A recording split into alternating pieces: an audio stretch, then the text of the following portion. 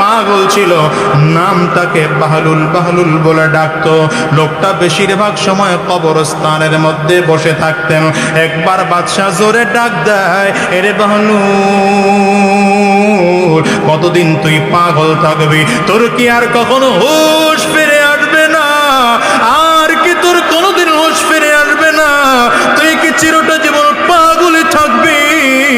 বাহলুল আস্তে করে বাদশার দিকে তাকাইয়া বল, ও হারুন, তুমি কয়দিন পাগল থাকবা? তোমার কি আর কোনোদিন হুঁশ ফিরে আসবে না? কথাটা বলতে দেরি হয়, বাদশার চক্ষু দুইটা লাল হয়ে যায়, মেজাজ খারাপ হয়ে যায়, রক্ত গরম হয়ে যায়। কাছাকাছি এসে ডাক দিয়া বললেন, বেটা, পাগল কি আমি না পাগল তুই? আমি তো বেটা পাগল নয়, পাগল তো তুই, কারণ তুই 24টা ঘন্টা কবরস্থানের মধ্যে থাকো, আমি তো কবরস্থানের মধ্যে থাকি না। বাহলুল চোখের পানিগুলো ছেড়ে ছেড়ে দিয়ে কান্না করে না ডাক দেয়, বাদশাহ নামদার, আপনি সব মিলে দেখেন পাগল আমি না পাগল আপনি? কারণ আপনি রাজপ্রাসাদের মধ্যে থাকেন, আমি কবরস্থানে থাকি।